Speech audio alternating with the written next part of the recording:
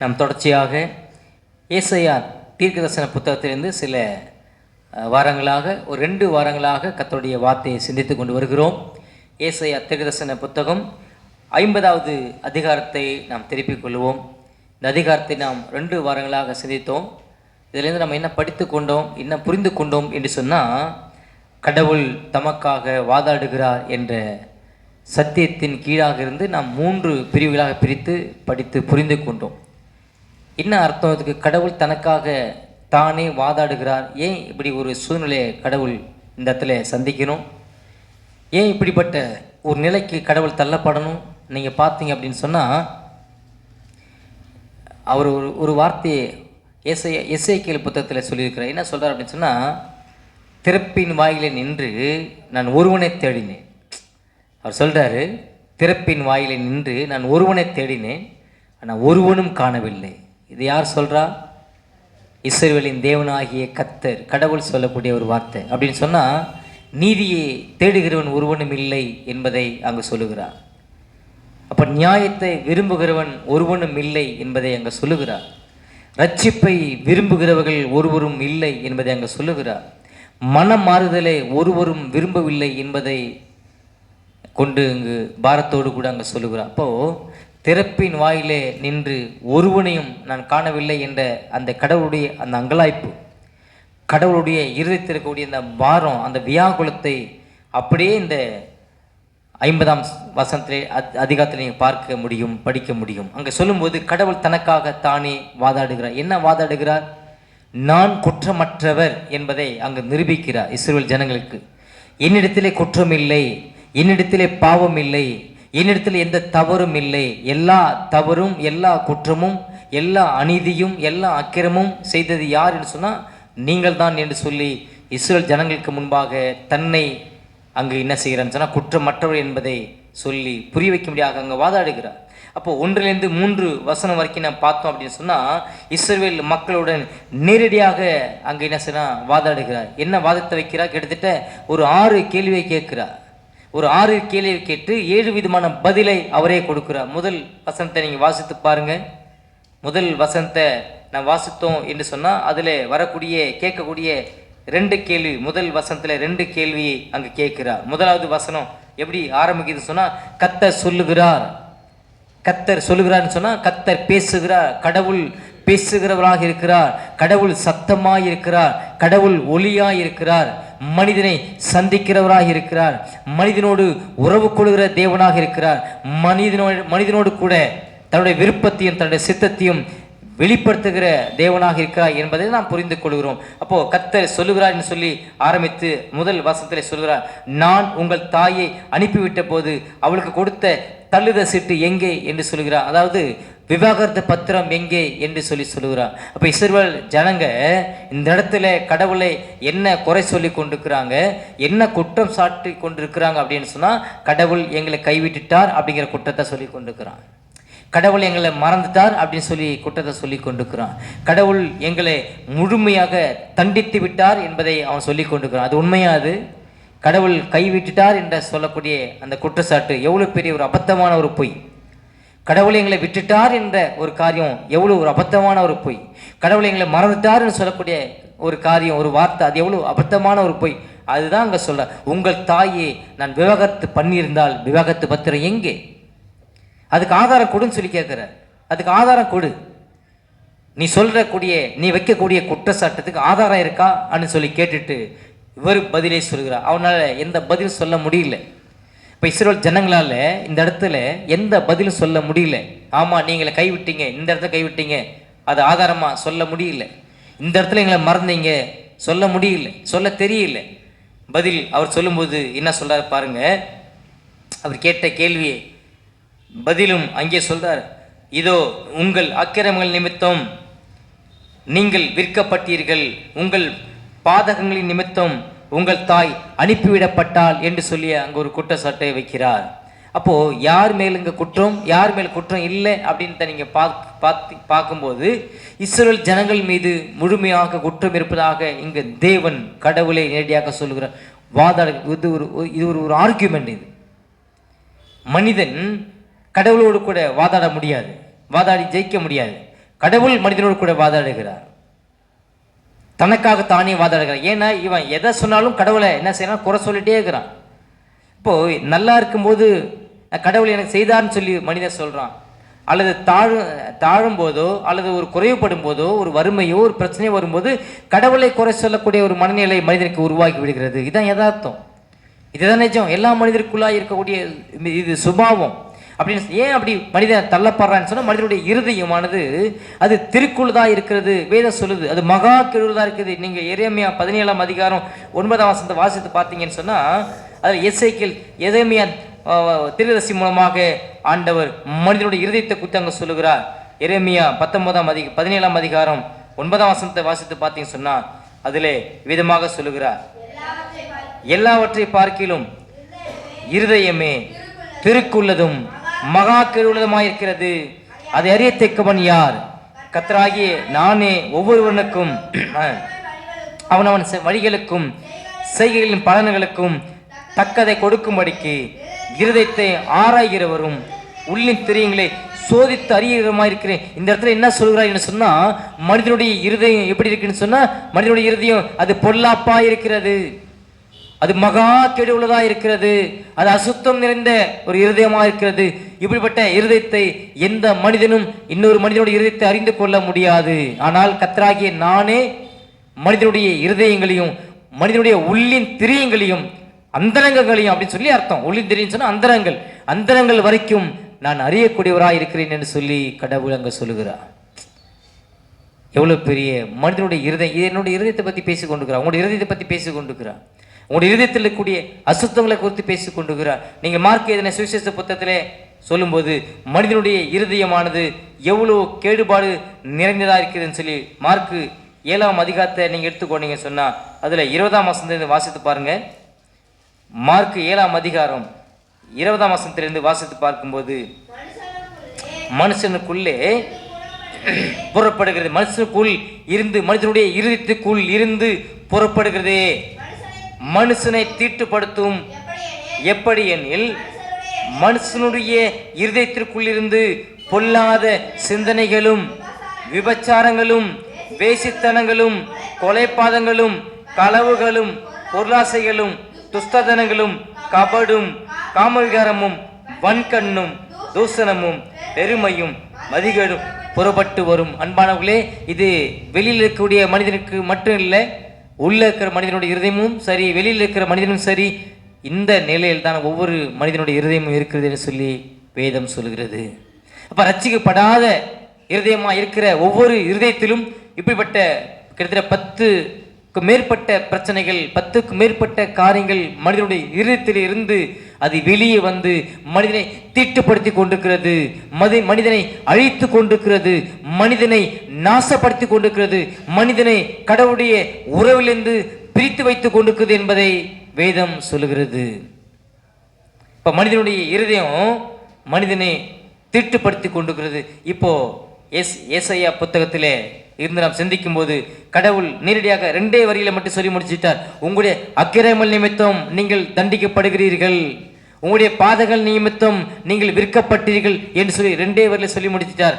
ஆனால் புதிய ஏற்பாட்டில் வரீங்கன்னு சொன்னா, இருதயத்திலே மனிதனுடைய சீர்கேடு, இருதயத்தில் இருக்கக்கூடிய காரியம் எடுப்பிலே அங்க சொல்லும்போது என்ன சொல்றாருன்னு சொன்னா, மனிதனுடைய இருதயத்திற்குள் இருந்து பொல்லாத சிந்தனைகள், மனிதனை பற்றி ஒருவரை பற்றிய ஒருவர் பொல்லாத எண்ணம் கொள்கிறது, பொல்லாத சிந்தனை கொள்ளுகிறது, அவனுக்கு விரோதமாக சிந்தனை கொள்ளுகிறது, அவனுக்கு எதிராக சிந்தனை கொள்ளுவது, சிந்தனைகள் மூலமாக மனிதனுடைய இருதயம் சரியில்லை அப்படின்னு சொல்லி சொல்லுகிறார். 2வது, மனிதனுடைய இருதயத்தில் விபச்சார சிந்தனை இருக்கிறது, விபச்சாரம் சிந்தை மனிதனுக்குள்ளாக இருக்கிறது. அடுத்து வேசித்தனங்கள் இருக்கிறதுன்னு சொல்லி சொல்லுகிறார். அடுத்து களவுகள் கொலைபாதங்கள் இருக்குன்னு சொல்லி சொல்லுகிறார். பொருளாசைகள் இருக்குதுன்னு சொல்லிக் கொள்ளுகிறார். துஷ்டதனம் இருக்குதுன்னு சொல்லிக் கொள்ளுகிறார். கபடி இருக்குதுன்னு சொல்லிக் கொள்கிறார். காம விகாரம் இருக்குதுன்னு சொல்லி சொல்லுகிறார். வன் கண்ணு இருக்குதுன்னு சொல்லிக் கொள்கிறார். பெருமை இருக்குதுன்னு சொல்லி சொல்லுகிறார். மதிகேடு, இப்படிப்பட்ட பாவங்கள் மனிதனுடைய இருதயத்திலிருந்து மனிதனை நாசப்படுத்தி கொண்டிருக்கிறது. பழைய ஏற்பாட்டில் சொன்ன செய்தியை விட புதிய ஏற்பாட்டினுடைய சொன்ன செய்தி எவ்வளோ உக்கிரகமாக இருக்கு பாருங்க. அங்கு 2 வார்த்தையை சொல்லி முடிச்சிட்டாரு. உங்களுடைய அக்கிரமங்கள் நிமித்தம் நீங்கள் தண்டிக்கப்படுகிறீர்கள், உங்களுடைய பாதகங்களின் நிமித்தம் நீங்கள் விற்கப்பட்டீங்கன்னு சொல்லி 2 வரில் சொல்லி முடிச்சிட்டார். ஆனால் இங்கு புதிய ஏற்பாட்டில் சொல்லும்போது கிட்டத்தட்ட 10க்கும் மேற்பட்ட பிரச்சனைகள் உன்னுடைய இருதயத்திற்குள்ளாக இருந்து நீ கடவுளை விட்டு நீ பின்வாங்கி போய் கொண்டிருக்கிற, கடவுளை விட்டு தூரம் போய் கொண்டிருக்கிற, கடவுளை நீ குறை சொல்லி கொண்டிருக்கிற, கடவுளை நீ முறுமுறுத்து கொண்டிருக்கிற என்பதை அங்கே சொல்லி புரிய வைக்கிறார். அடுத்து 2ஆம் வசனத்திலே வாசத்தை பார்த்தா என்ன சொன்னா, ஏசாயா புத்தகம் 2ஆம் அதிகாரம் 50ஆம் அதிகாரம் 2ஆம் வசனத்தை, நான் வந்தபோது படிங்க, நான் வந்தபோது ஒருவனும் இல்லாமற் போனது என்ன, நான் கூப்பிட்ட போது மறு உத்தரவு கொடுக்க ஒருவனும் இல்லாமற் போனது என்ன, மீட்க கூடாதபடிக்கு என் கரம் குறுகிற்றோ, விடுவிக்கிறதற்கு என்னிடத்தில் பலன் இல்லாமற் போயிற்றோ, இதோ என் கண்டதித்தினாலே கடலை வற்ற பண்ணி நதிகளை வெட்டந்தரையாக்கி போடுகிறேன், அவைகள் உள்ள மீன் தண்ணீர் இல்லாமல் தாகத்தால் செத்து நார். 2வது குற்றச்சாட்டு வைக்கிறார். இங்க என்ன சொல்றான்னு சொன்னா, நான் வந்தபோது ஒருவனும் இல்லாமற் போனது. உங்களிடத்தில் வந்தபோது எத்தனை வழிகளில் நான் உங்களோடு கூட வந்திருக்கிறேன், எத்தனை இடங்களில் நான் உங்களை சந்திச்சிருக்கிறேன், எத்தனை முறை நான் உங்களோட பேசி இருப்பேன். அப்பெல்லாம் என்னோட செவியை நீ கேட்கவே இல்லை, என்னோட வார்த்தையை நீ கேட்கவே இல்லை, செவி கொடுத்து கேட்கல. ஆண்டவர் இங்கே சொல்லும்போது இதெல்லாம் ஒரு சந்தோஷமான நிலையில் சொல்லக்கூடிய ஒரு வார்த்தை இல்லைங்க, சம்பாஷணை இல்லை. இது தனக்குத்தானே வாதாடுகிறவராய், தனக்குத்தானே இங்கு கடவுள் பரிந்து பேசுகிறவராய் அவர் மனிதனத்தில் காணப்பட்ட குறைவுகளை சொல்லிக் கொண்டிருக்கிறார். நான் வந்தபோது எத்தனை முறை உங்களிடத்தில் வந்திருப்பேன், எத்தனை தீர்க்கதரிசிகளை உங்களை அனுப்பியிருப்பேன். புதிய ஏற்பாட்டில் நீங்கள் படிச்சிங்கன்னு சொன்னால் ஒவ்வொரு தீர்க்கதரிசிகளும் ஆண்டவர் அனுப்பிட்டே இருக்கிறார், ஒவ்வொரு தீர்க்கதரிசிகளும் அனுப்பிட்டே இருக்கிறார். எல்லாரையும் கொலை செஞ்சிட்டே இருக்கிறான். இஸ்ரேல் ஜனங்கள் கல்லெறிந்து கொள்வது, பட்டயத்தால் கொள்வது, கண்டபடி அவமானப்படுத்துறது. அன்பானவர்களே, கடவுள் இந்த இடத்துல வேதனைப்படுகிறார், வருத்தப்படுகிறார். கடவுளுடைய இருதயம் எந்த அளவுக்கு, மனிதனுடைய இருதயத்தை விட கடவுளுடைய இருதயம் இந்த இடத்துல எவ்வளோ பாதிக்கப்பட்டிருக்குது என்பதை நான் புரிந்து கொள்கிறோம். இப்போ மனிதனுக்கு செய்கிற தீமையினால மனிதன் சகித்து கொள்ள முடியல, பொறுத்து கொள்ள முடியல. அந்த இடத்துல கடவுள் எவ்வளோ வலிகளை இங்கே தாங்கி கொண்டிருக்கிறார், எவ்வளோ வேதனைகளை தாங்கி கொண்டிருக்கிறார். இப்போ இந்த இடத்துல சொல்லும்போது கடவுள் உடைய இருதயத்தில் எவ்வளோ பாதிப்பு இருக்கிறது நம்ம புரிஞ்சு கொள்ள முடிகிறது. நான் வந்தபோது ஒருவனும் இல்லாமற் போனது என்ன, அதுதாங்க சொல்கிறார். எத்தனை முறை நான் உங்களோட கூட பேசியிருக்கேன், எத்தனை முறை எச்சரித்திருக்கிறேன், ஆனால் நீங்கள் என்னுடைய வார்த்தையை கேட்ட பாடு இல்லை. அது எவ்வளோ பெரிய துக்கம், வேதனை ஏற்படுத்திருக்குங்கிறத கடவுளுடைய இருதயத்திலேருந்து நம்ம புரிந்து கொள்ள முயற்சி செய்யணும் இந்த பகுதியில். 2வது பார்த்துன்னு சொன்னீங்கன்னா, நான் கூப்பிட்ட போது மறு உத்தரவு கொடுக்க உத்தரவு இல்லைன்னு சொல்லி சொல்கிறார். நான் உங்களை கூப்பிட்டு எத்தனை முறை அழைத்தேன், உங்கள்கிட்ட நான் வந்தேன்னு சொல்கிறேன், இது ஒரு விதம். 2வது நான் உங்களை கூப்பிட்டேன்னு சொல்ல, உங்களை நான் அழைச்சேன். ஆனால் அழைத்த போதும் கூட என்ன செய்கிறீங்க, என்னுடைய வார்த்தையை நீங்கள் செவி சாய்க்கலை, என்னுடைய வார்த்தையை நீங்கள் கேட்கலை அப்படின்னு சொல்லி. இப்போ மனிதன் படக்கூடிய பிரச்சனைகளுக்கும் மனிதன் சந்திக்கிற விளைவுகளுக்கும் யார் காரணம் என்பதை இங்கு வேதம் தெளிவாக சொல்கிறார். குறிப்பாக கடவுளுடைய ஸ்தானத்தில் பார்த்தோம்னு சொன்னால் நான் இல்லை அப்படிங்கிறத தெளிவாக அங்கே நேரடியாக சொல்லுகிறார், முகதாட்சியம் இல்லாமல் சொல்லுகிறார். மனிதன் படக்கூடிய பாடுகளுக்கு உன்னுடைய பாவம் காரணம், உன்னுடைய அக்கிரமம் தான் காரணம் அப்படி என்று சொல்லி நேரடியாக இஸ்ரேல் ஜனங்களை பார்த்து சொல்கிறார். அதுதான் இன்றைக்கு என்னுடைய உங்களுடைய வாழ்க்கையிலும் உலகத்தினுடைய ஒட்டுமொத்த மனிதனுடைய வாழ்க்கையில் நீங்கள் பார்த்தீங்கன்னு சொன்னால் எல்லாம் இருக்குது. ஆனால் எல்லாம் இருந்து யார் இல்லைன்னு சொன்னால் கடவுள் இல்லை, இரட்சகர் இல்லை, மீட்பர் இல்லை, இயேசு கிறிஸ்து இல்லை அப்படிங்கிறத நானும் நீங்களும் புரிந்து கொள்ளுகிறோம். 3வது ஒரு உதாரணத்தை அங்கே சொல்லுகிறார். என்னுடைய வல்லமையினால நான் கடலை வற்ற போக பண்ணன்னு சொல்கிறார். என்னுடைய வல்லமையினால மீன்கள் நாரி போனது என்பதை சொல்லுகிறார். என்னுடைய வல்லமையினால தண்ணி ரத்தமாக மாறினது பழைய ஏற்பாட்டில் நம்ம பார்க்குறோம். என்னுடைய வல்லமையினால பேன்கள் எல்லாம் வீடுகள்லாம் பேன்களாக போனது சொல்லுகிறார். என்னுடைய வல்லமையினால தவளைகள் எல்லாம் வண்டுகள் எல்லாம் வீடு மேலே போடுதுன்னு சொல்லி சொல்லுகிறார். என்னுடைய வல்லமையினால ஒரு சூரியன் முழுமையாக வெளிச்சத்தை கொடுக்கல, முழுமையாக இருளாக இருந்தது அப்படின்னு சொல்லி சொல்லுகிறார். என்னுடைய வல்லமையினால யாருக்கெல்லாம் தலைச்சன் பிள்ளை எல்லா வீட்லையும் செத்து போனாங்க ஒரே நாளில். இதெல்லாம் அவருடைய வல்லமையினால நடந்த செயல். இதெல்லாம் கேள்விப்பட்டுக்கிற இந்த பழைய ஏற்பாட்டு ஜனங்க இப்போ சிறைக்கு போன உடனே அங்கே உட்காந்து சொல்லி கொண்டுக்கிறான். என்ன சொல்லி கொண்டுக்கிறான்? கடவுள் எங்களை கைவிட்டுட்டார் அப்படின்னு சொல்லி கொண்டுக்கிறான். கடவுள் எங்களை மறந்துட்டார் அப்படின்னு சொல்லி கொண்டுக்கிறான். கடவுள் எங்களை தண்டிச்சிட்டார் அப்படின்னு சொல்லி கொண்டுக்கிறான். உண்மையிலேயே கடவுள் ஒரு மனிதனை தண்டிப்பார் என்று சொன்னால் அந்த மனிதன் உயிரோடு கூட இருக்கக்கூடாது. அதாங்க உண்மை. கடவுள் ஒரு மனிதனை தண்டிக்க வேண்டும் அப்படின்னு சொன்னால் ஒரு நாளும் ஒரு மனிதனும் உயிரோடு கூட இருக்க முடியாது, இருக்கக்கூடாது. பிரசங்கி புத்தகத்தில் பிரசங்கி சொல்லுகிறார். வாசித்து பார்த்தோன்னு சொன்னால் பிரசங்கி புத்தகத்தில் மனிதனுடைய செயலுக்கு அவர் தண்டிப்பார் என்று சொன்னால் ஒரு மனிதரும் இந்த உலகத்திலே இருக்க முடியாது என்பதை மிக ஆணித்தரமாக அங்கு சொல்லுகிறார். பிரசங்கினுடைய புத்தகம் 8ஆம் அதிகாரம் 11ஆம் வசனம். துர்க்கிரியைக்கு தக்க தண்டனை சீக்கிரமாய் நடவாதபடியால் மண்ணு புத்திரரின் இருதயம் பொல்லாப்பை செய்ய அவர்களுக்குள்ளே துணிகரம் கொண்டிருக்கிறது. ஏன் மனிதனுடைய இருதயம் துணிகரம் கொண்டிருக்கிறது? ஏன் மனிதனுடைய இருதயம் மனிதனுடைய இருதயத்தில் பொல்லாப்பு நிறைந்து காணப்படுது சொன்னான்? மனிதனுடைய இருதயத்தினுடைய பொல்லாப்புக்கும் அவருடைய துணிகரமான செயல்களுக்கும் கடவுள் தண்டிக்காமல் இருக்கிறார். கடவுள் அழிக்காமல் இருக்கிறார். அதான் அதில் நான் புரிந்து கொள்கிறோம். இப்போ ஒவ்வொரு நாளும் மனிதனுடைய இருதயம் எப்படி இருக்குது? அந்த மார்க்கு புத்தகத்தில் வாசித்தது போல பொல்லாத சிந்தனைகள் மனிதனுடைய இருதயத்தில் இருக்குது. விபச்சார சிந்தனைகள் மனிதனுடைய இருதயத்தில் இருக்குது. வேசித்தன சிந்தனைகள் மனிதனுடைய இருதயத்தில் இருக்குது. பொருளாசை என்ற சிந்தனை மனிதனுடைய இருதயத்தில் இருக்குது. களவு செய்யக்கூடிய சிந்தனை மனிதனுடைய இருதயத்தில் இருக்குது. பெருமை கொள்ளுகிற இருதயம் மனிதனுக்குள்ளே இருக்குது. ஆனால் இவ்வளோ இருந்தும் கடவுள் தண்டிக்காமல் இருக்கிறார் ஒரு மனிதனை. அதுதான் கடவுளுடைய அளவற்ற கிருபை, கடவுளுடைய அளவற்ற இரக்கம், தயவு என்பதை இந்த இடத்துல நாம் புரிந்து கொள்கிறோம். இங்கே சாலமோன் ஆகிய இந்த மனிதன் எவ்வளோ அனுபவத்தோடு அங்கே சொல்லியிருக்கான் தெரியுமா? இவனுக்கு கிட்டத்தட்ட எத்தனை மனைவி சொல்லி நான் பார்க்குறோம். 700 மனைவிக்கு மேலே வைத்திருந்த ஒரு மனிதன் யார் சொன்னால் இந்த சாலமோன். அப்போ இவ்வளோ மனைவிமாரில் கொண்டு வந்த இந்த மனிதன், இவ்வளோ ஐஸ்வர்யத்தை கொண்டு வந்த இந்த மனிதன், அவ்வளோ செல்வாக்கு ஞானத்தில் அவனை மாதிரி முன்ன பிறந்தவனும் இல்லை, பின்னால் பிறக்க போகிறதும் கிடையாது. அவ்வளோ ஞானத்தில் தேர்ன ஒரு மனிதன், ஞானி இவன் சொல்கிறான். அங்கே சொல்லும்போது துர்க்கிரிக்கு தக்க தண்டனை கடவுள் என்னிடத்தில் அனுமதிப்பார்னு சொன்னால் நான் உயிரோடு கூட இருக்க முடியாது. நான் மண்ணோடு மண்ணாக நான் என்றைக்கோ போயிருக்க வேண்டிய ஒரு மனிதன். ஆனால் கடவுளுடைய இரக்கத்தின்படி நான் காப்பாற்றப்பட்டேன். அதுதாங்க உங்களுக்கும் எனக்கும் உள்ள பாடம்.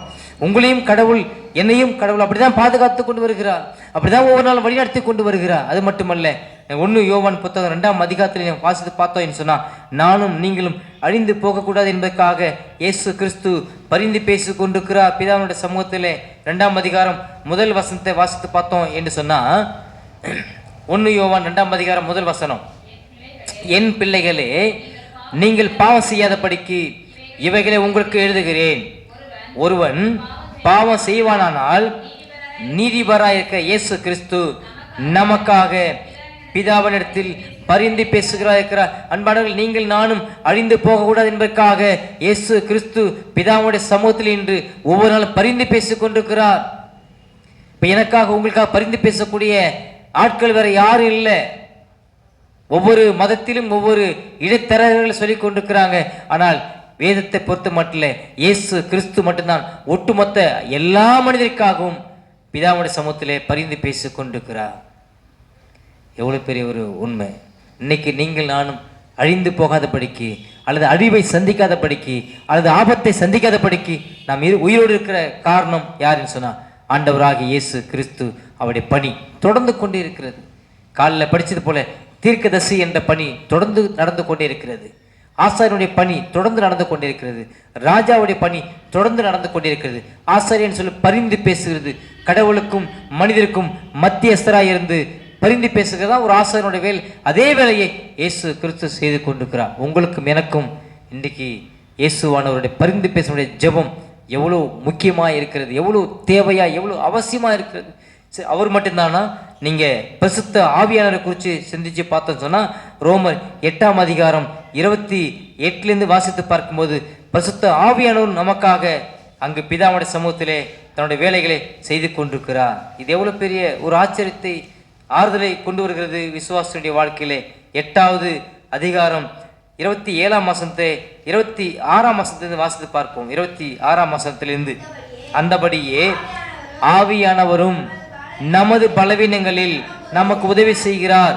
நாம் ஏற்றபடி வேண்டிக் கொள்ள வேண்டியது என்ன என்று அறியாதிருக்கிறபடியால் ஆவியானவர் தாமே வாக்கு கடங்காத பெருமூச்சுகளோடு நமக்காக வேண்டுதல் செய்கிறார். இதெல்லாம் கடவுள் தனக்காக தானே வாதாடுகிற ஒரு சத்தியம், தனக்கு தானே வாதாடுகிற இவ்வளவு பெரிய வார்த்தையை வேதத்திலே எழுதி வைத்திருக்கிறார். அங்கு பரிசுத்த ஆவியானவர் இயேசு கிறிஸ்து பரிந்து பேசுகிறது போல இங்கு பரிசுத்த ஆவியானவர் என்ன செய்கிறார் சொன்னா, நம்முடைய பலவீனங்களில் நமக்கு உதவி செய்கிறார். நம்ம எப்படி வேண்டிக் கொள்றது நமக்கு தெரியல, நாம் எப்படி விண்ணப்பம் பண்றதுன்னு சொல்லி தெரியல. சொன்னதே சொல்லி கொண்டிருக்கிறோம், கேட்டதை கேட்டுக்கொண்டிருக்கிறோம். கடவுளை துதிக்கிறது கிடையாது, நம்முடைய பாவத்தை அறிக்கை செய்வது கிடையாது, அதன் பிறகு விண்ணப்பத்தை கொண்டு வருவது நமக்கு கிடையாது. நம்முடைய ஜெபத்தில் பரிசுத்த ஆவியானவர் நம்முடைய ஜெபத்தை ஃபில்டர் பண்ணி வடிகட்டி எதை கொண்டு போகணுமோ அதை பிதாவுடைய சமூகத்தில் கொண்டு போகிறார். எவ்வளோ பெரிய ஒரு ஆச்சரியம்! ஒரு விசுவாசிக்கு கடவுள் வைத்திருக்கிற ஒரு ஆசீர்வாதம் இதை விட வேற என்னங்க உலகத்தில் வேற ஒன்றும் இருக்க முடியாது. நான் அழிந்து போகக்கூடாது என்பதற்காக இயேசு கிறிஸ்து எனக்காக பரிந்து பேசி கொண்டிருக்கிறார். என்னுடைய ஜெபம் தவறுதலில் போய் முடிந்து விடக்கூடாது என்பதற்காக பரிசுத்த ஆவியானவர் எனக்காக பெருமூச்சுகளோடு, வாக்கு கடங்காத பெருமூச்சுகளோடு அவர் எனக்காக பேசி கொண்டிருக்கிறார். இந்த ஒரு சிலாக்கியம், இந்த ஒரு ஆசீர்வாதம் உலகத்தில் வேற எங்கேயும் யாருக்கும் கிடைக்காது என்பதை இந்த வேதத்தின் மூலமாக நாம் புரிந்து கொள்கிறோம். இந்த இடத்திலே நாம் ஏசாயா தீர்க்கதரிசன புத்தகத்திலே கடவுள் இந்த கண்ணோட்டத்தில் தான் பேசி புரிய வைக்கிறார் ஜனங்களுக்கு. இந்த நிலையில தான், இந்த இருதய பாரத்தோடு தான் அந்த ஜனங்களிடத்திலே பேசுகிறார். நான் உங்களை விற்கவில்லை, நான் உங்களை அடக வைக்கவில்லை, நான் உங்களுடைய தாயை விற்று போடவில்லை. அதாவது அடகு பத்திரம் எங்கேன்னு சொல்லி கேட்கிறார், விவாகத்து பத்திரம் எங்கேன்னு சொல்லி கேட்டுக்கிறார், கடன் பத்திரம் எங்கேன்னு சொல்லி கேட்கிறார். கடன் கொடுத்தன்னு சொன்னால் கடன் வாங்கினேன், கடன் கொடுத்தவனுக்கு அடிமை. ஆனால் இங்கே நான் யாருக்கும் கடனாளி இல்லைன்னு சொல்லி சொல்கிறேன். நான் யாருக்கும் கடனாளி இல்லை, ஆகவே நான் உங்களை விற்று போடல, நீங்கள் தான் விற்கப்பட்டீர்கள், உங்களுடைய பாவத்தை நிமித்தமாக விற்கப்பட்டீர்கள் என்று சொல்லி இங்கே நேரடியாக குற்றம் சாட்டுகிறார். அன்பானவர்களே, உங்களுடைய என்னுடைய வாழ்க்கையில சந்திக்கிற உபத்திரங்கள், பாடுகள், வழிக்கு காரணம் யார் என்பதை புரிந்து கொள்ள வேண்டும். ஒரு நாளும் கடவுள் காரணர் அல்ல, அதை நாம் தெளிவுபடுத்தி கொள்ள வேண்டும். அடுத்து நீங்கள் யாக்கோபு புத்தகத்தை யாக்கோபு சொல்லும்போது இன்னும் கூட ஆணித்தரமாக சொல்லி நமக்கு புரிய வைக்கிறார். யாக்கோபு 1ஆம் அதிகாரத்தை நம்ம எடுத்துக்கொள்ளும் அப்படின்னு சொன்னால், யாக்கோபு புத்தகம் 1ஆம் அதிகாரம் எவ்வளோ பெரிய வார்த்தைகளை, சத்தியங்களை நமக்கு சொல்லி கொண்டிருக்கிறார். 13ஆம் வசனத்திலிருந்து 12ஆம் வசனத்திலே வாசித்து பார்க்கும்போது சோதனை குறித்து அவங்க சொல்லுகிறார். சோதனையை சகிக்கிற மனுஷன் பாக்கியவான், அவன் உத்தமன் என்று விளங்கின பின்பு கர்த்தர் தம்மிடத்தில் அன்பு கூறுகிறவர்களுக்கு வாக்குத்தத்தம் பண்ணினபடி ஜீவ கிரீடத்தை பெறுவான். சோதிக்கப்படுகிற எவனும் நான் தேவனால் சோதிக்கப்படுகிறேன் என்று சொல்லாதிருப்பானாக. தேவன் பொல்லாங்கினால் சோதிக்கப்படுகிறவர் அல்ல, ஒருவனையும் அவர் சோதிக்கிறவர் அல்ல. அவனவன் தன் தன் சுய இச்சையினால் ஈர்க்கப்பட்டு சிக்குண்டு சோதிக்கப்படுகிறான். பின்பு இச்சையானது கற்பந்தரித்து பாவத்தை பிறப்பிக்கும், பாவம் பூர்ணமாகும் போது மரணத்தை பிறப்பிக்கும். என் பிரியமான சகோதரரே, மோசம் போகாதீர்கள். இங்கு விசுவாசியை பார்த்து சொல்கிறார். இந்த வேதத்தை வைத்து கொண்டிருக்கிற, இந்த சபைக்கு வந்து கொண்டிருக்கிற சகோதரனே, சகோதரியே, உங்களையும் என்னையும் பார்த்து இந்த வேதம் இப்படியாக சொல்கிறது. நாம் மோசம் போகக்கூடாது, அங்கு அழிந்து போகக்கூடாது என்பதற்காக இயேசுவான பரிந்து பேசி கொண்டிருக்கிறார். இரண்டாவது, நம்முடைய ஜெபம் சரியாய் செய்யப்படும் என்பதற்காக பரிசுத்த ஆவியானவர் எனக்காக உங்களுக்காக வேண்டுதல் செய்து கொண்டிருக்கிறார். இந்த இடத்துல நான் பார்க்கும்போது சோதனையை கடவுள் ஒருபோதும் ஒரு நாளும் மனிதனுக்கு அனுபவிக்கவில்லை. மனிதனுடைய சோதனைக்கு காரணம் மனிதன்தான் என்பதை இந்த வசனத்தில் மிக தெளிவாக சொல்லி புரிய வைக்கிறார். சோதிக்கப்படுகிற எவனும் நான் கடவுளால் சோதிக்கப்படுகிறேன் என்று சொல்லக்கூடாது. தேவன் பொல்லாங்கினால் ஒரு மனிதனையும் சோதிக்கிறவர் அல்ல. தேவன் உண்மை உள்ளவராக இருக்கிறார். ஒவ்வொரு மனிதனுடைய வாழ்க்கையிலும் அவர் உண்மை உள்ள தேவனாக இருக்கிறார். ஒரு மனிதனையும் அவர் சோதிக்க வேண்டிய அவசியம் இல்லை, சோதிக்க வேண்டிய கட்டாயம் இல்லை என்பதை நாம் புரிந்து கொள்கிறோம். எவ்வளோ பெரிய வார்த்தை ஆவியானவர் அழகாக எழுதி வச்சிருக்கார் பாருங்க. நம்முடைய மொழியில் நம்முடைய புரிதலுக்கு தகுந்த எழுதி வச்சிருக்காரு பாருங்க. இங்கு மனிதனுடைய சுய இச்சையினால் ஈர்க்கப்படுகிறான், அவன் சிக்குண்டு காணப்படுகிறான். சிக்குண்டு அதில் சோதிக்கப்படுகிறான், இழுக்கப்படுகிறான் என்பதை பார்க்கிறோம். இச்சையானது கற்பந்தரித்து பாவத்தை பிறப்பிக்கிறது. பாவம் பூர்ணமாகும்போது அது மரணத்தை பிறப்பிக்கிறது. என் சகோதரரே, அங்கே எவ்வளோ ஆத்ம கர்சனையோடு யாக்கோபு, யார் தெரியுமா இவர்? யாக்கோபு இயேசு கிறிஸ்துவனுடைய சகோதரன், கூட பிறந்த சகோதரன். என் பிரியமான சகோதரரே, நீங்கள் மோசம் போகாதீர்கள். வேதம் ஒரு மனிதன் அழிந்து போகிறத விரும்புகிறதே இல்லை. ஒரு மனிதன் பாவத்தினால அழிந்து போகிறத விரும்புகிறதே இல்லை. வியாதினால அழிந்து போகிறத விரும்புகிறதே இல்லை. விபத்தினால அழிந்து போகிறத விரும்புகிறதே இல்லை. தன்னுடைய துர்க்கிரியைகளினால, செய்கையினால அழிந்து போகிறத விரும்புகிறதே இல்லை. எசேக்கியேல் புத்தகத்தை நீங்கள் பார்த்தீங்க அப்படின்னு சொன்னால் திரும்ப திரும்ப வரக்கூடிய ஒரு வார்த்தை, ஞாபகம் தான் நீங்கள் சொல்லலாம். திரும்ப திரும்ப சொல்லக்கூடிய ஒரு வார்த்தை, ஒரு மனிதனுடைய சாவை விரும்பாத கர்த்தர் அப்படின்னு சொல்லி சொல்கிறேன். ஒரு மனிதனுடைய ஆத்துமா சாகதை நான் விரும்புவதில்லை என்று சொல்லி எசேக்கியேல் புத்தகத்தில் திரும்ப திரும்ப வரும் இந்த ஒரு வார்த்தையும். அடுத்து இன்னொரு வார்த்தை வரும், பாவம் செய்கிற ஆத்துமா சாகவே சாகும் அப்படின்னு சொல்லுவார். பாவம் செய்கிற ஆத்துமா மட்டுமே சாகவே சாகும். தகப்பன் உடைய பாவத்துக்கு தகப்பன் அவருடைய பலனை அனுபவிக்க வேண்டும். மகன் செய்கிற பாவத்துக்கு மகன் அனுபவிக்க வேண்டும். தகப்பனுடைய பாவத்தை பிள்ளை இடத்துல கேட்க மாட்டேன், பிள்ளையினுடைய பாவத்தை தகப்படத்தில் கேட்க மாட்டேன் அப்படின்னு சொல்கிறார். அதில் பிரித்து சொல்லுவார் எசேக்கியேல் புத்தகத்தில்.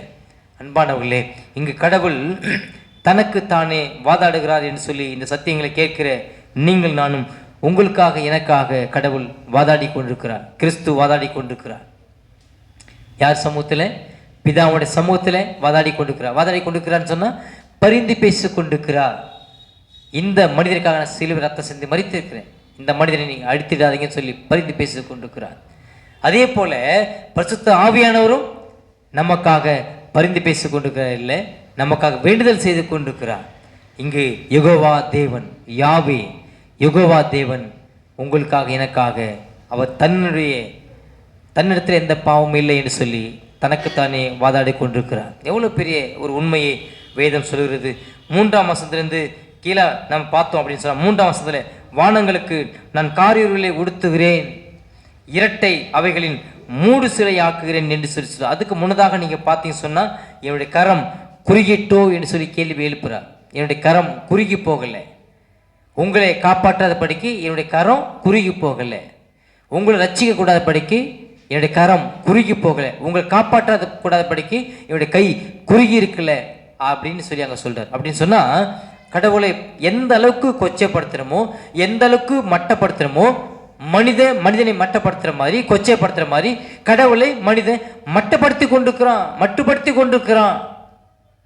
என்ன கடவுள் என்னால், அவரால் என்னை காப்பாற்ற முடியாதுன்னு சொல்லி கொண்டிருக்கிறான். அநேக நேரங்களில் கடவுளால் என்னை காப்பாற்ற முடியாது, அவள்தான் என்னுடைய வாழ்க்கை, அவள்தான் என்னுடைய நோக்கு, என்னுடைய காரியம் எல்லாம் அவ்வளோதான், கடவுளால் என்ன நினைச்சாலும் காப்பாற்ற முடியாதுன்னு சொல்லி கொண்டிருக்கிறான். அந்த மனிதர்களை பார்த்து அங்கே சொல்லுகிறான், கேட்குறான், என்னால் உன்னை காப்பாற்ற முடியாதுன்னு சொல்லி நினைத்து கொண்டிருக்கிறியான்னு சொல்லி கேட்குறான். கடந்த நாட்களில் செய்த அந்த அற்புதங்களையும் அடையாளங்களையும் நினைவுபடுத்துகிறார்.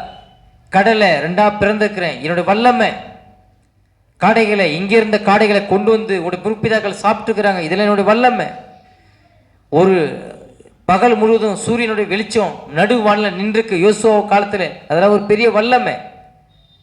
எவ்வளோ பெரிய வல்லமையை நான் செய்திருக்கிறேன், நீங்களாம் படிச்சிருக்கிறீங்க, கேட்டுக்கிறீங்க. ஆனால் என்னை நம்பாத அடுத்த நாட்டில் போயிட்டு என்ன செய்றீங்க?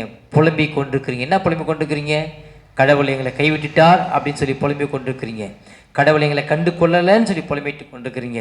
கடவுள் எங்களை மறந்துட்டான்னு சொல்லி கொண்டிருக்கிறீங்க. ஒருவேளை இங்கே இருக்கக்கூடிய நீங்கள் உங்களுடைய மனநிலை இப்படி இருக்குமானால் நீங்களும் இஸ்ரவேல் ஜனங்களை போல தான் இருக்கிறீங்க, மறந்துடக்கூடாது. இஸ்ரவேல் ஜனங்க எப்படி கடவுளுக்கு விரோதமாக பேசுனாங்களோ, கடவுளுக்கு விரோதமாக எதிராக பேசுனாங்களோ இருதயத்தில், செய்கையில், அது போல நீங்களும் இந்த இடத்துல உட்கார்ந்துருக்கிறீங்க, மறந்துவிடக்கூடாது. இந்த இடத்துல உங்களுக்கும் இதான் பதில், நான் உங்களை தண்டிக்கலப்பா, நான் உங்களை விட்டு போடல. விட்டு போட்டதுக்கு காரணம் உங்களுடைய பாவம், உங்களுடைய அக்கிரமம், உங்களுடைய அவிசுவாசம், உங்களுடைய அவநம்பிக்கை, உங்களுடைய அவபக்தி, உங்களுடைய சுய நீதி, உங்களுடைய சொந்த முயற்சி, இதனால தான் நீங்கள் விற்கப்பட்டிருக்கிறீர்கள். நான் உங்களை ஒருபோதும் விற்கப்படலை என்பதை அங்கு சொல்லுகிறார். 4ஆம் வசனத்திலிருந்து நீங்கள் 10ஆம் வசனம் வரைக்குமாய் வாசித்து பார்த்தோம் அப்படின்னு சொன்னால், ஒரு ஊழியக்காரனுடைய நிலைப்பாடை குறித்து அங்கே சொல்கிறார். ஊழியக்காரன் எந்த அளவுக்கு ஊழியக்காரன் தன்னுடைய வேலையை செய்து கொண்டிருக்கிறான். இலைப்படைந்தவனுக்கு 4ஆம் வசனம் சொல்லும்போது, இலைப்படைந்தவனுக்கு சமயத்திற்கேற்ற வார்த்தை சொல்ல நான் அறியும்படிக்கு கர்த்தராகிய ஆண்டவர் எனக்கு கல்வி மணி நாவை தந்தருளினார். காலைதோறும் என்னை எழுப்புகிறார். கற்றுக்கொள்கிறவர்களைப் போல நான் கேட்கும்படி என் செவியை கவனிக்க செய்கிறார் என்று சொல்லி இந்த ஊழியக்காரன் ஏசையா தன்னுடைய சாட்சியை எங்க சொல்லுகிறான். இலைப்படைந்தவனுக்கு, களைப்படைந்தவனுக்கு, பாவத்திலே வாழுகிறவனுக்கு, நம்பிக்கையற்று இருக்கிற மனிதனுக்கு, ஆறுதல் இல்லாத இருக்கிற மனிதனுக்கு வேதம் தான் ஆறுதல் தரக்கூடியது.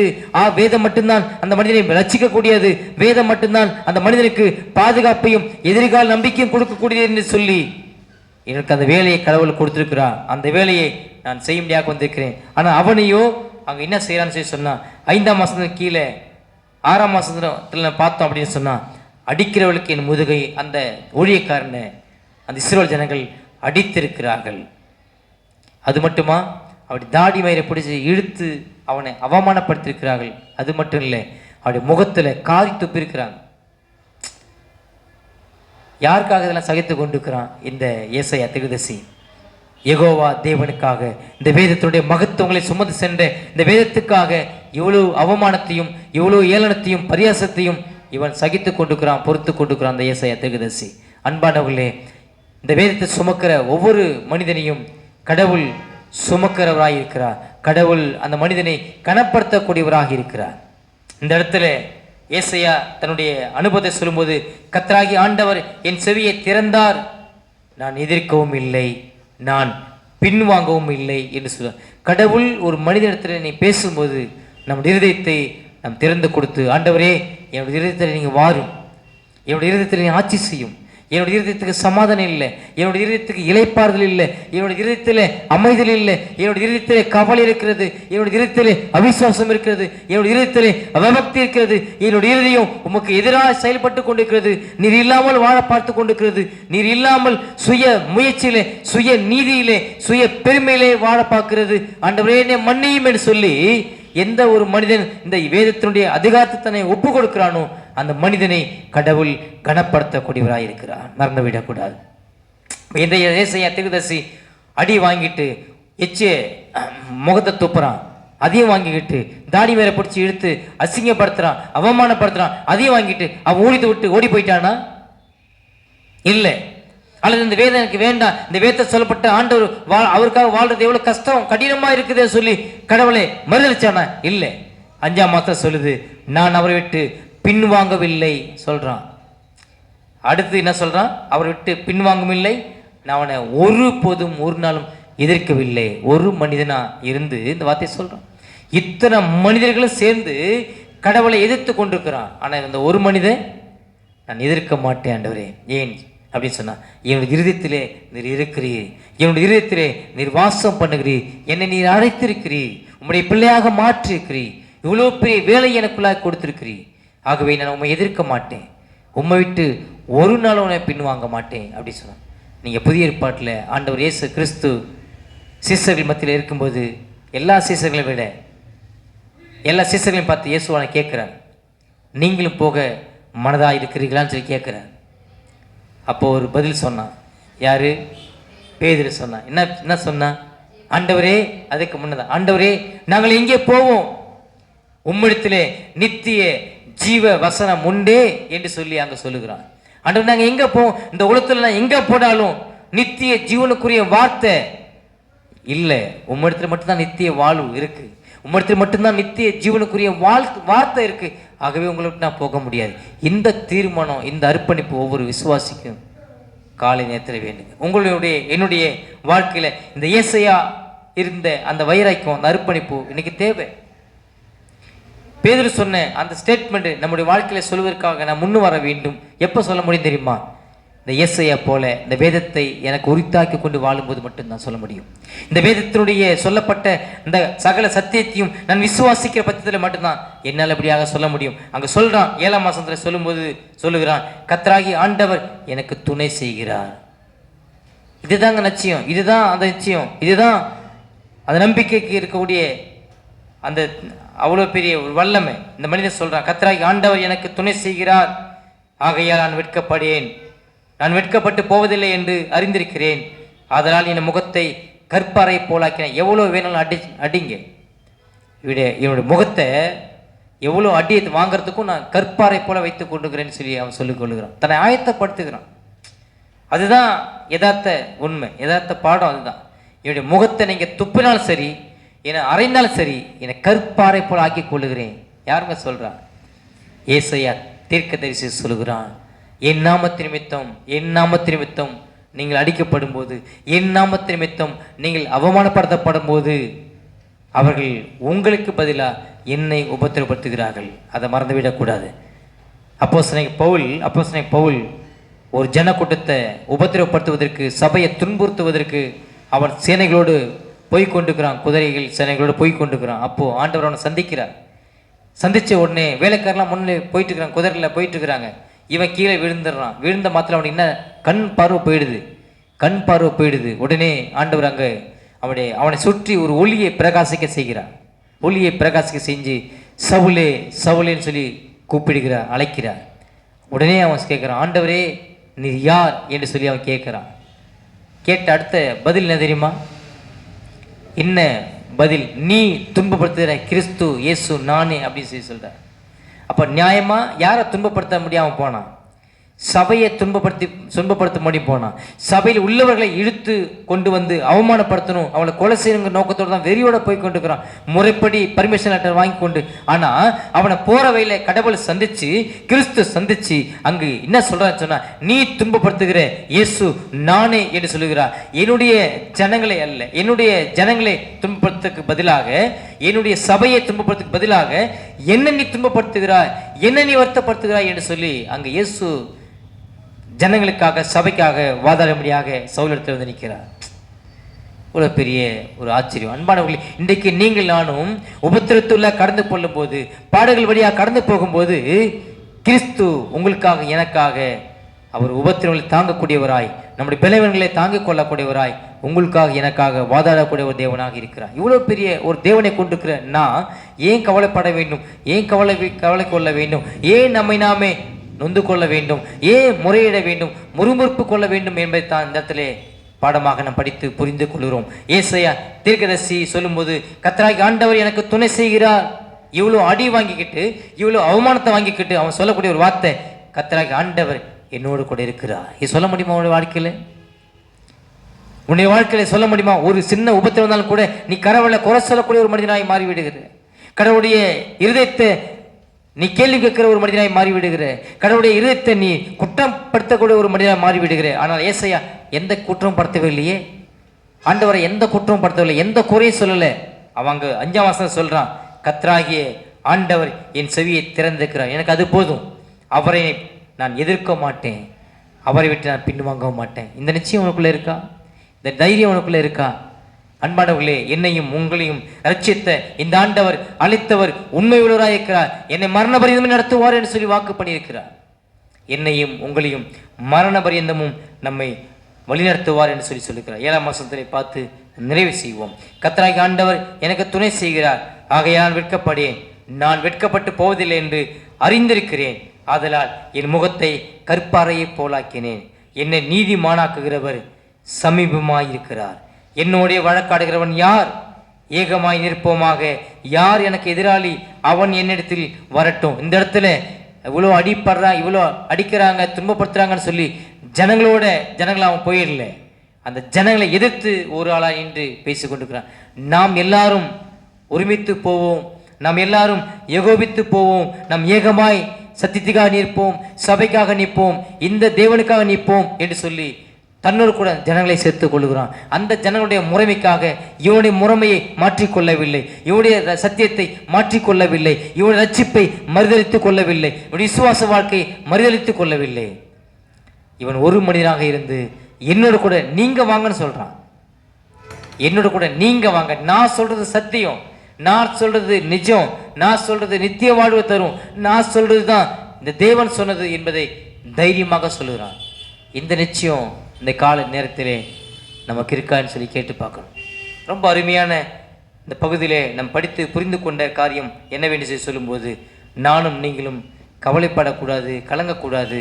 அதே சமயம் கடவுள் சமூகத்திலே நாம் முறையிடக்கூடாது. முறையிடக்கூடாதுன்னு சொன்னால் கடவுள் கைவிட்டுட்டார் என்று முறையிடக்கூடாது. 1. கடவுள் எங்களை மறந்துட்டார்னு சொல்லி முறையிடக்கூடாது. 2. கடவுள் எங்களை விற்று போட்டுட்டார் என்று முறையிடக்கூடாது.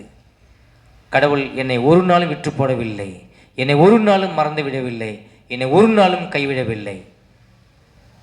எதனால் கைவிடப்பட்டுக்கிறோம், யாரால் மறக்கப்பட்டுகிறோம், எதனால் நாம் விற்கப்பட்டுகிறோம் என்பதை இந்த பகுதியிலிருந்து நேரடியாக முகதாட்சியம் இல்லாமல் கடவுள் மனிதனோட கூட பேசி தனக்குத்தானே வாதாடி கொடு. வேறு வழி இல்லை, அவர் வேறு வழி தெரியல. எதுக்கத்தாலும் கடவுளை குறை சொல்லிகிட்டே இருக்கிறான் மனிதன். நன்மையாக இருக்கும்போது தன்னை சொல்லி கொண்டிருக்கிறான். ஒரு சின்ன சருகில் வந்துட்டா உடனே கடவுள் தான் காரணம் சொல்லி கொண்டு அந்த குறை சொல்லுகிற நாவையும் முறுமுறுக்கிற நாவையும் இத்தோடு நாம் நிறுத்த வேண்டும் என்பதற்காக கடவுள் தனக்குத்தானே வாதாடி கொண்டிருக்கிறார் மனிதனோடு கூட. இன்றைக்கும் வாதாடுகிறார். அதே மனிதர்கள் தான் இன்னைக்கும், அன்னைக்கு விட இன்னைக்கு மனிதனுடைய இருதய போக்கு அதிகமாக இருக்கா குறைஞ்சிருக்கா? அதிகமாக தான் இருக்குது. முறுமுறுக்கிறது அதிகமாக இருக்கிறது, குறை சொல்கிறது அதிகமாக இருக்கிறது, பின் வாங்கிறது அதிகமாக இருக்குது, எதிர்க்கிறது அதிகமாக இருக்குது, அவருக்கு விரோதமாய் கலகம் செய்கிறது அதிகமாக இருந்து கொண்டிருக்கிறது. இது எப்போ மாறும் என்று சொன்னால் நாம் கடவுளை பார்க்கும்போது, கிறிஸ்துவை பார்க்கும்போது, சிலுவை மரணத்தை பார்க்கும்போது, வேதத்தை நாம் நம்பும்போது, வேதத்தை நாம் நேசிக்கும்போது இந்த காரியங்கள் எல்லாம் என்னை விட்டு மாறும் என்பதை வேதம் திட்டமாக தீர்க்கமாக சொல்லுது. இது வரைக்கும் அப்படி செய்யவில்லைன்னு சொன்னால் இதன் பிற்பாடு அப்படி செய்வதற்கு கடவுள் உங்களுக்கும் எனக்கும் நல்ல புரிதலையும் விளங்குதலையும் இந்த அர்ப்பணிப்புள்ள ஆழமான இருதயத்தையும் தந்து வழி நடத்துவாராக. அவருடைய நாமம் மகிமைப்படுவதாக.